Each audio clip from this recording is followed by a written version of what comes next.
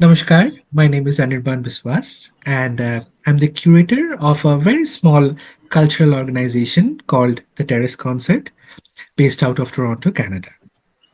Terrace Concert, in its limited capacities, as some of you might know, tries to spread the richness, awareness of Indian classical music in Canada and beyond within the mass, especially the younger generation. The Terrace Concert tries to organize concerts, arranges for interviews, workshop, lecture sessions, etc., as means or tools to spread music.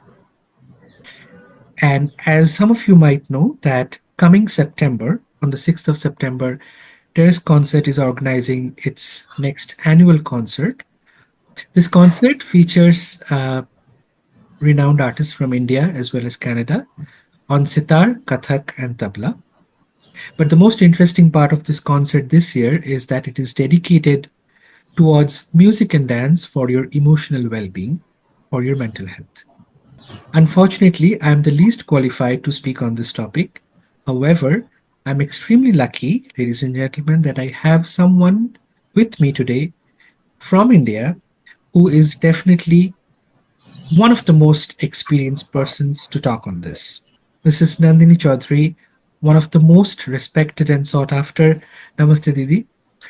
Meditation mentors working from Kolkata, India. I somehow fortunately got connected with Didi and I could not resist talking to her and understand or get her experiences on this particular topic of music and dance for emotional well-being.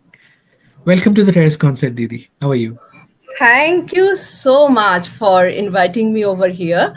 And I am doing extremely good, and I'm really thankful to you and Terrace Concert and all the lovely souls associated with Terrace Concert for doing this music and mental health program together.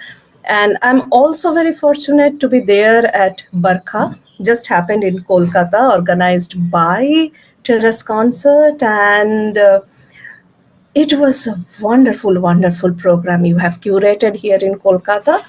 And thank you for being here together. Thank you. Thank you very much. So, Didi, we'll start with a very simple question. I'll probably request you to just give me an answer in yes or no because we'll get into the depths of it later.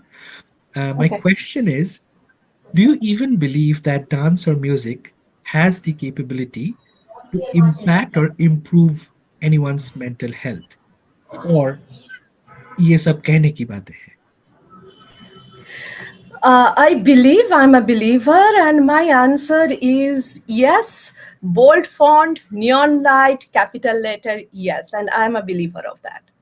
Okay. Okay. So that means we can continue with this discussion today. Yes, sure. Otherwise, I would have said thank you. Okay. Okay. Thank you. I always felt the same, but nevertheless wanted to get your viewpoint on this.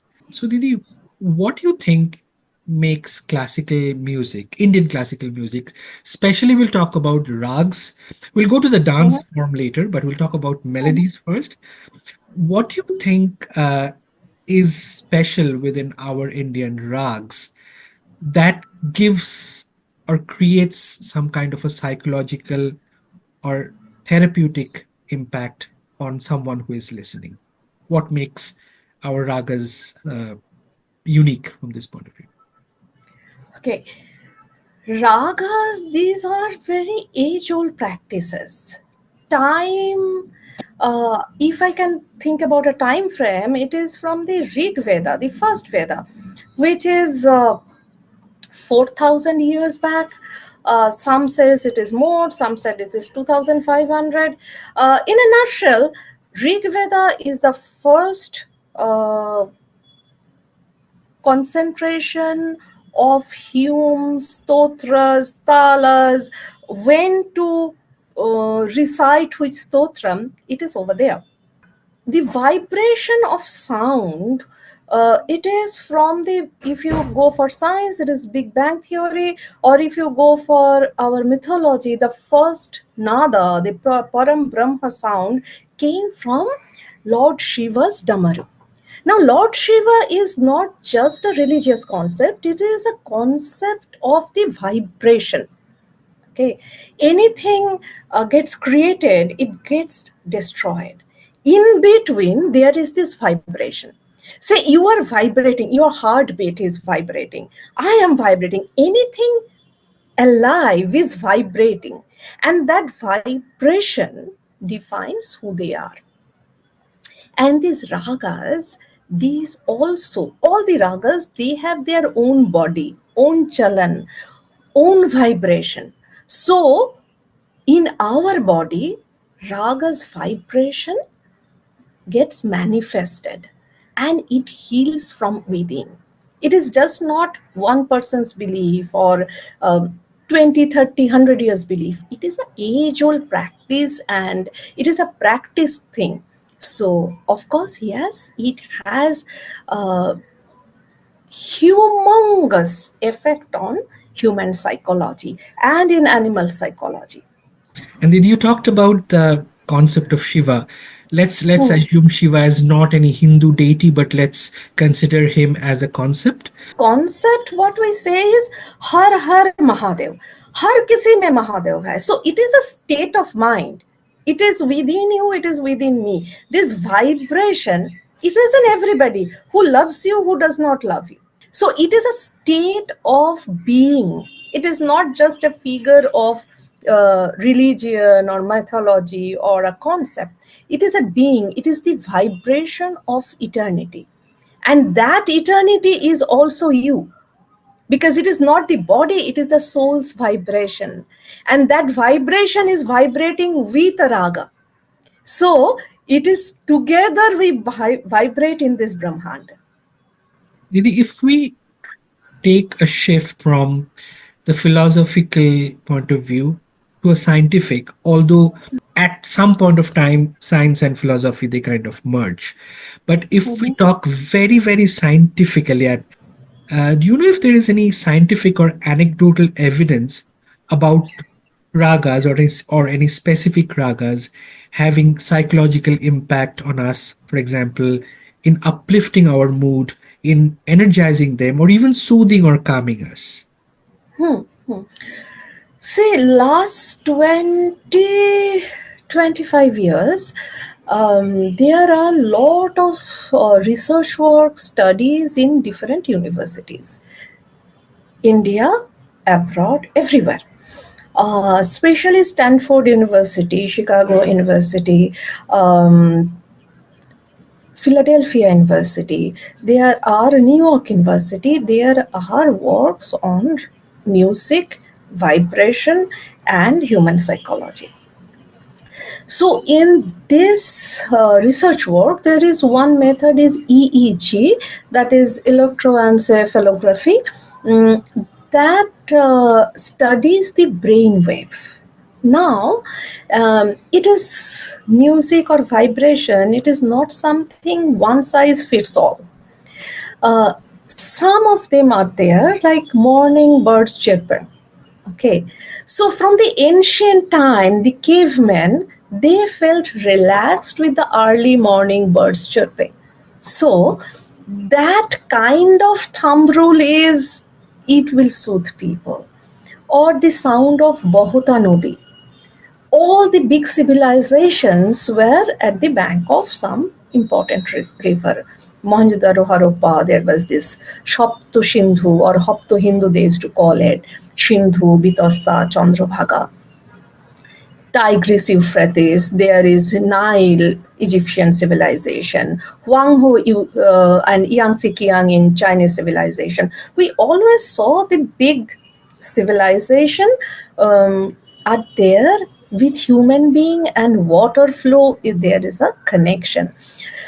So this vibration generally calms most of the people, but not all, because if someone has some bad memories in the early morning time when the birds were chirping, that memory may not be, that sound may not heal that person. Okay, generally speaking, if I go into ragas, say ragas Bhoirav. Bhairavi, Ahir Bhairav, their body is such, their chalan is such, that is actually antidepressant. Okay, so when somebody is in dark mood, night like mood, depressive mood, the happiness, the sun rises with the Ahir Bhairav. Okay, so these are some of the rags like Bilahari or Nilambari. We do it for the insomnia. So there are, or for the concentration, rag jogia. It is, we use them along with the meditation practice, with the breathing practices. Lung health, it is for Iman. Say Mia Tanshan. Mia Tanshan is associated with Miyaki Malhar, right? And this Malhar is great for anger management as well as uh, it invokes sleep. And nowadays we are keeping the data how many people are reacting positively with this, how many people are neutral about it. So it is data is being created, and we are seeing very very interesting um, case studies, case works where it is proved that it is working positively in human mind. I wanted to ask you how you use music as a part of your therapy, counseling, whatever I call it. You briefly touched upon it, but maybe if you could elaborate a little bit. See, this is not what I do, is also very old technique. Keep the music as a part of life. It is not something like a medicine. You have to have it. You Yes. have to listen to this for 5 minutes and then you are going to be all right. Because you have to allow yourself to listen to it. I always say that there is a Rabindranath Tagore's দোহাই তোদের একটুকু চুপ কর ভালোবাসিবারে দে আমারে অবসর. So you have to make your inner mind and your outer world little calm to give yourself the opportunity to listen, to soak into music. As you mentioned that you use it not explicitly but passively, you encourage people to let the music get through the ears into their body, mind, and soul, and implicitly it will do the magic, right? However, not criticizing anyone, but I've heard many people saying that, oh, classical music is very boring, right? Or some people might say that, okay, it goes on for hours, like, okay, I don't have that much patience to listen to a concert. How do you react to this? Is it the same unrest that's in us, or all of us in today's time? Is it that unrest that is triggering the same emotion, that okay, it's too long or it's too boring, I don't understand? What would you like to say on this? Um, See, ragas are not only in classical music. Say in Ahir Bhairav, if we say, or Bhairav, in the morning ragas, say someone is saying, I don't want to listen to that, but I can hear it for 5 minutes, 3 minutes max. If you listen to that song of Dekho re Noyon Mele, so that is also based on the same rag. How I want to give me that rag, how I want it to be served. You know, flowers sometimes we see it in the jungle, sometimes we would like to receive as a flower bouquet in my dining table, Yeah. right? So it is also like that. So music is a very personal choice. It is sometimes we create that barrier in our mind that I do not like it, but I like it in a different form. Mhm. So it is not about impatience. It is not about people, they do not have time. It is about uh, where their mind is blooming or they are letting their mind bloom. Which field? And it is very commonly said that it is like an acquired taste. It is acquired taste, as you said. Absolutely, this is one acquired taste, and it is also, it grows within. You know, say how you understand. I may understand the same music very differently. You may understand the Re Dha Komal. Somebody else may do not understand what is Komal, what is Shuddhani, what is the Chalan. These are all grammar, right? But there is something called the Bhava. So Mia Tanshen had the music, but his guru, he had the Bhava. Okay, he was a saint, Santa, right? Haridas, right? Absolutely. Any music, may it be with vocal, may it sitar, you can understand the vibration within. Which raga has melancholy, which bhava has, rag contains the bhava of love. Yes, You can feel it. The way we feel it, one animal will not feel it in that way, but the positivity will be there. of course, Even the nature reacts to it. absolutely. You mentioned about the Komal swaras or the Shuddha swaras or the Tivra swaras. Yeah, absolutely, you're very right because I'll share some personal experience. That Komal Gandhar in Darbari, Hmm. whenever Vilad Khan Sahab strikes that note, even without knowing if it's a Komal Gandhar or whatever, you feel that pain in you. Like Right. you are in tears, like what's happening? What did he do? Similarly, let's say if you're listening to any rag in Kalyan Thaat, that Tivra Madhyam or that those chalans of pare and whatever, it brings that happiness. Maybe Didi will shift our discussion from melody to dance. I'll probably start with a similar question. Hmm. Dance, Hmm. Kathak in our example here. I think Kathak means katha or storytelling, right? Hmm. Similar to the psychological influence of melody, does dance also have some kind of impact on our body? Of course, I know because it's a very physical art, but what impact does dance have on our mental health? If you can please highlight. Sure. Um, it is not only body, it is not only mind. I always say there are three departments of your body: physical body, mental body, energy body. And you are the boss of all these three departments, right? Dance is something which heals, combines, rejuvenate these three departments. How? I will go a little beyond. So, basic chakras are seven. One young kid, first year Kathak student, learns this chota sa bol, dig dig dig dig dig dig thay, dig dig dig dig dig dig thay, dig da dig dig thay, dig da dig dig thay, dig da dig dig da. Right? They learn it in first year.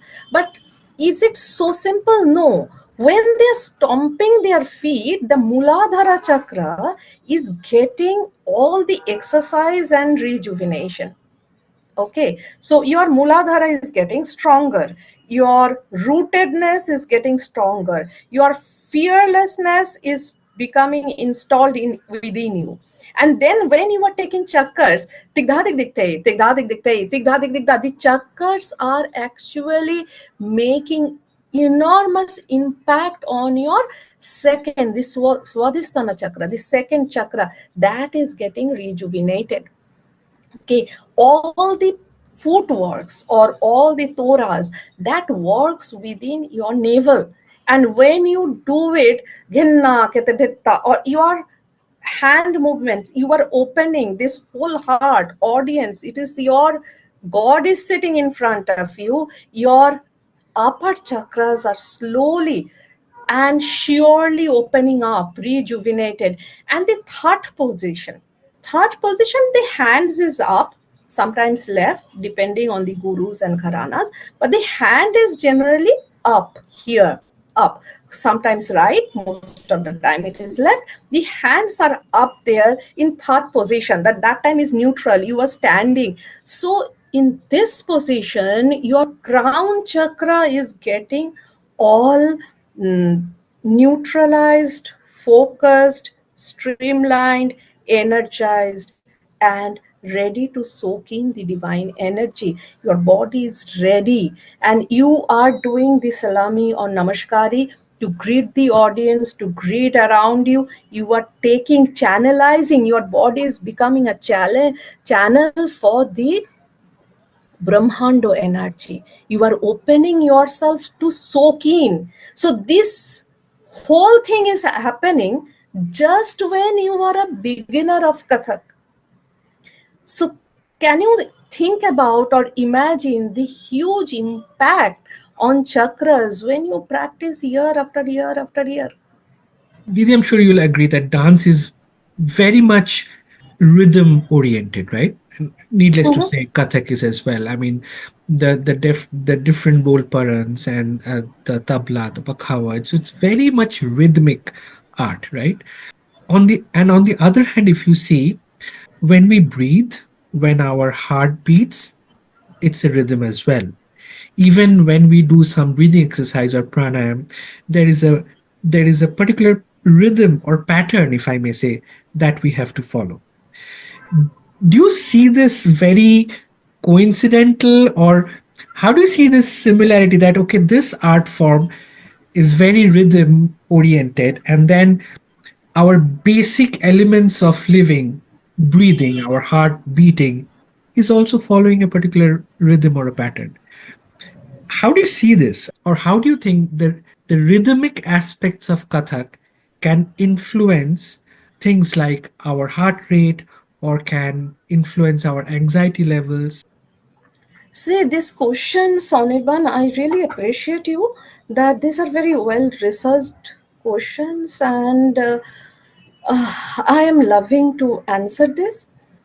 When you are performing, right, you are not performing inside one only auditorium. You are part of this entire universe where when you are taking a chakkars, all the planets are taking chakkars, right, around the sun. You are taking chakkars not around you, it is with your Param Brahma, Param Bhagavan, your ultimate, the your Aradhya. And the audience is also perceiving the performance with their inner world belief system, right? And everything is happening, your actual stage is the Brahmanda. So the way you are vibrating, your heartbeat, that is the same way the earth is pulsating also. Coming to a very practical situation, especially amongst the South Asian social structure, many of us have learned some kind of music or art or painting or whatever in our childhood. And typically we see it happens that with time, with your added responsibilities, you getting married, women having children, your work, etc., etc., the time that you were able to dedicate goes out, and you are completely out of it. So again, there comes a point in your life when okay, you have worked for a substantial number of years, your kids have grown up. Now you again feel that urge that okay, can I go back and start re-practicing the art that I used to practice, or the craft that I used to practice years back? And some of us are able to make it. They rejoin dance classes, or they rejoin their vocal classes or instrumental. And personally seen some people like this. When you talk to them, they are so happy to experience that yes, I have been able to restart it again, and I feel so happy. Although they're mature enough to know that they will probably not be able to perform on stage at a decent professional level. They know it's not possible, but still they feel that happiness, and it's a genuine happiness. I see that. Why does this happen, you think, Didi? See, when they stop their practices, as you said, with the Shongshar, what happens is it is that time they stop loving themselves.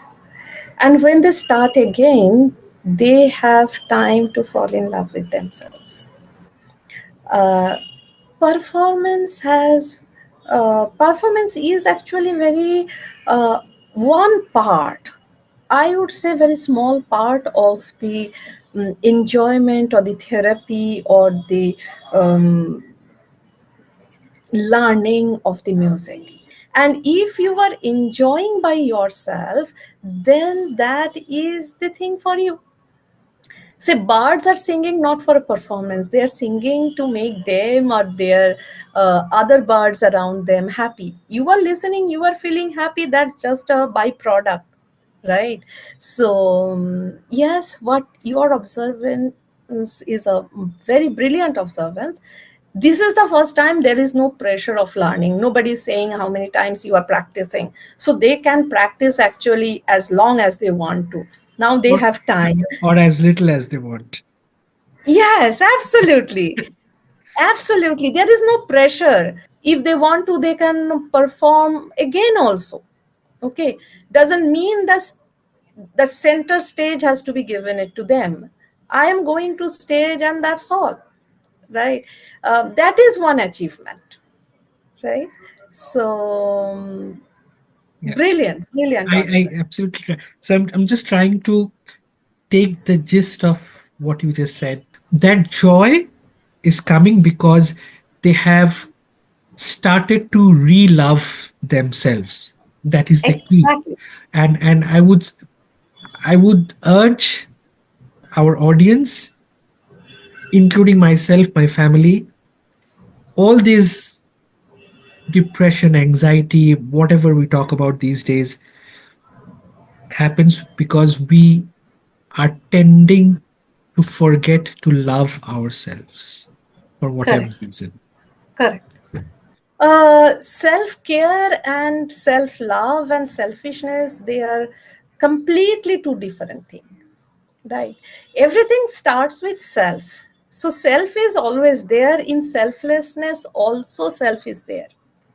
More I love myself, more I heal myself, uh, more I can give.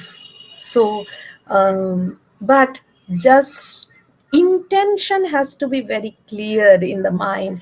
We do a process called pratyaksham, like observe yourself. Why are you doing this? Are you giving just because somebody else will say this person is very good? Then that is a business deal, you should not do that, right? So selfishness, if I take care of myself, that is your first responsibility. You were born with yourself. As a baby, you were crying for food, you needed food. That is your basic instinct. When you were uncomfortable, you were crying. When your stomach was hurting, you were crying, you were asking for attention. That is the very basic instinct. So your basic instinct, if it is not there, you are hurting and you are quietly sitting, then not only you are hurting yourself, you are hurting other people who loves you, right? So if you take care of yourself, you will take care of your loved ones.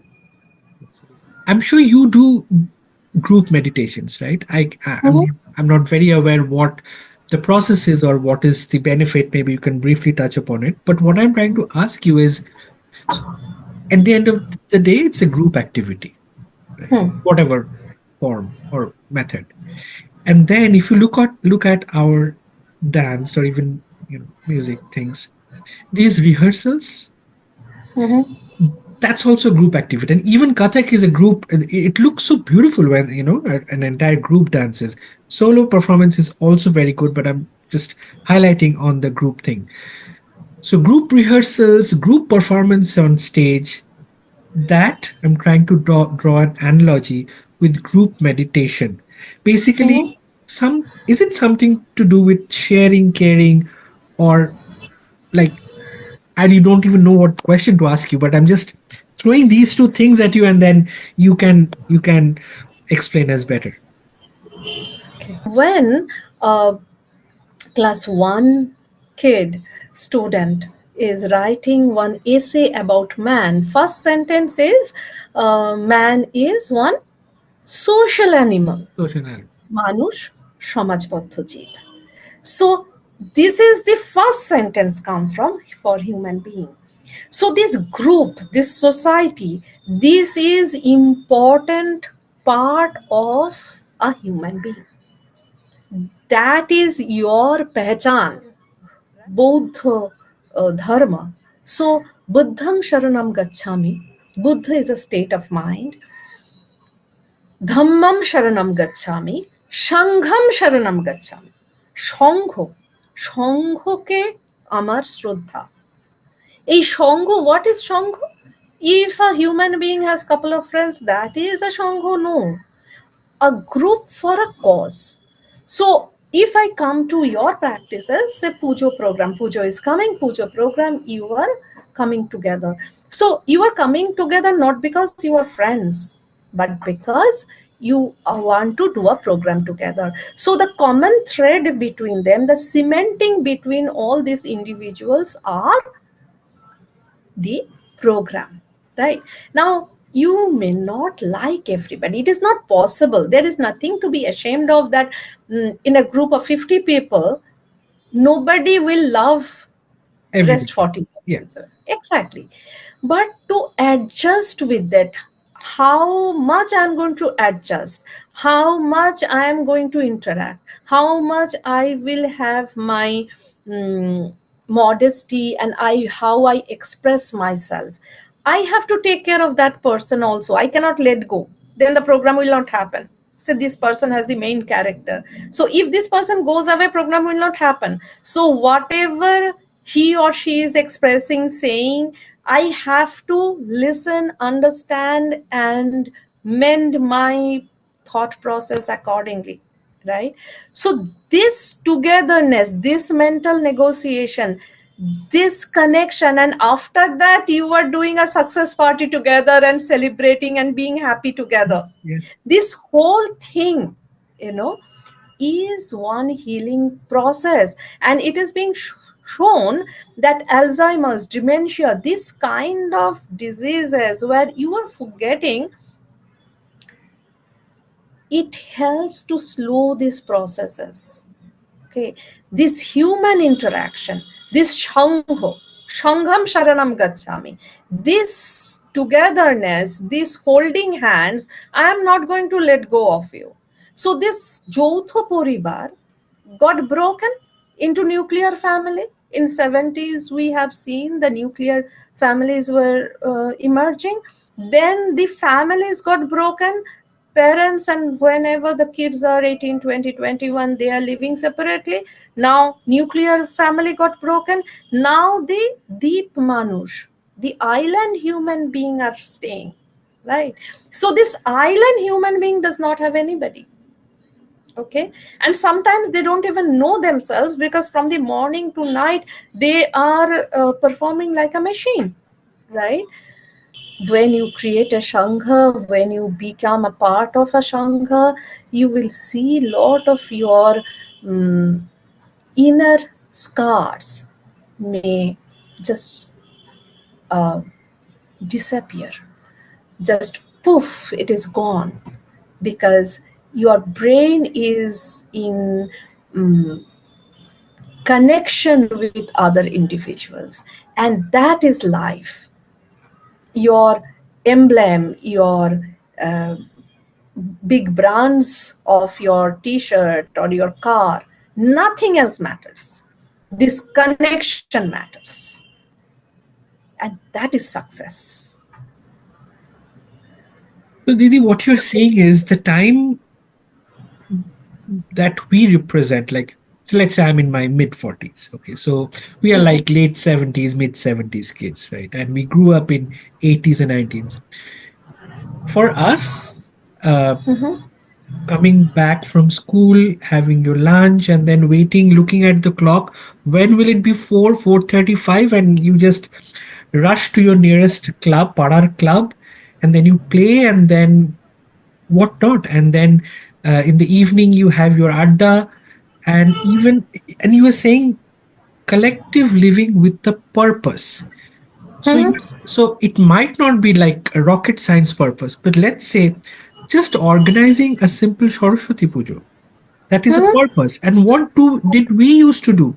We used to collect those bill books that we called bill boy, to get the subscriptions or chanda from the para. Uh, from then to procuring the pratima and cooking the bhog, we did all these things unconsciously because that was the normal at that point of time. Anyone not doing that is would have been considered as abnormal. And nowadays it's become just the opposite. So you're saying Right. I'm scared, like what you're saying, that today's kids were not doing these things which were very simple to us or very normal to us, are actually running towards the uh, chance of developing Alzheimer's or dementia or depression in the future. And not Anxiety, even, stress, everything else, and uh, whatever profession they go to, and I wish all of them great success in their lives. But if you are a doctor, if you are one engineer, you have to have people skill, how to communicate with them, right? Say in my childhood, when I was 10, 11, 12, পাড়ার Rabindra Jayanti was my responsibility. আমি না করলে কি করে হবে? And that time, if there is exam, next day if there is exam, doesn't matter. you I have to have figure it to out. organize it. So these things, all this connection, that I have some responsibility. I may be 12-year-old, I may be 16-year-old, but for the para, for the society, I have this responsibility, right? If you do not go down to parar club in the 4 o'clock, so that ball petano, it is not even football, ball petachi, right? So that another kid will come and wait for you, that is your responsibility. If I do not go in the name of my exam, that kid will wait for me, right? So this kind of connection heals till today. So what we're trying to say is implicitly we are trying to give an indication that the way our kids are growing up is not the correct way. That is a message that is getting propagated. Some some but not all, because I have kids who are living abroad but coming to Kolkata wearing salwar suit and jhumko, coming to my center, and they are talking to me, not a session, they are spending hours with me, which I am nobody, or going to Nandon having bharet cha. This connection also happening. There is a program of my Dhyana Kendra over there. There will be an annual program.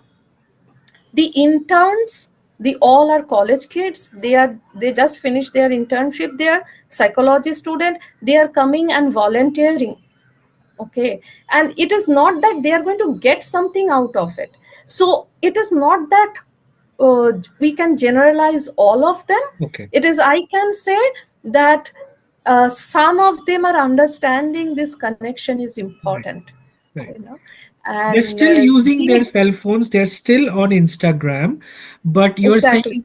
you're saying that some of them still Mhm. have the maturity to make that balance or trade off. Absolutely, absolutely. And they give me a lot of hope. Yeah, So they are more equipped than us. They understand their technology well, and they are communicating, being in touch across the globe. So they give me a lot of hope. brilliant. So, okay, so that's the good thing of this, that we are not ending in a negative note. We are ending in a positive note when even when we are talking about because see, our generation is almost gone. Like we are, what we are most concerned is for our kids. So from you, I'm listening and understanding that there's nothing to feel hopeless, or there's nothing to be that okay, today's generation is going like wherever. I mean, there's no hope. Nothing to feel like that. Thank you very much, Didi, for your time.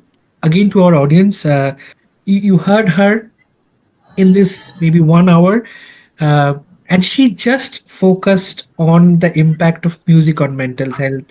Just imagine if we are listening to her in her even more core subject, which is meditation or your emotional well-being, without putting a filter of that you have to talk about music. Just imagine, my dear friends, how much enriched we will be just by listening to her.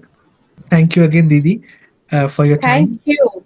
And And yeah, I would end this note with this all this discussion. yeah, It will be successful if you all who are listening, please do come for Terrace Concert. Please be there in September 6th. I personally, physically won't be there, but I'm definitely going to be there in spirits. yeah. And all of you come, soak yourself in the music. And I am sure you are there for a treat. You know what you are going to see, what you are going to hear with your sensory organs are all in there for treat. So please do come and be there, be part of Terrace Concert. Thank you, thank you. One, not a last question, Didi, but just a request as we through which we will end today's discussion. I'm not asking for any prescription from you, but can you give us, the viewers of this podcast, a very simple life mantra? Because I know you don't, you indulge in very simple things of life. You talked about the chirping of birds, you talked about listening to the sound of a flowing. You didn't talk about like go and have this exquisite tea and do that and get that aroma oil and all that stuff. You didn't do that. Can you please suggest a very simple yet happy, peaceful life? Some methods, some practices that we can do, try to establish in our day to day life, because it's too much unrest, too much unhappiness. What would you say? One, no, two words: me time. Give yourself me time every single day. Be connected with yourself. Nobody has the responsibility to make yourself happy. Only you can make yourself happy. You need to treat yourself. You need to celebrate yourself. You need to know your plus points. Focus on your plus points. Focus on what you want to do. That is the key. So do not forget yourself, remember yourself, and that is only possible if you allow yourself little me time. And that might be just going out for a the fall is coming, the all these orange leaves are going to be under your feet. Go for a walk, be there, think about your childhood, think about you, just churn within, manthan, that is the process. And see, you will find a brilliant person to be there with. Thank you, Didi. Accept my pranam, and thank you for your time. Thank you.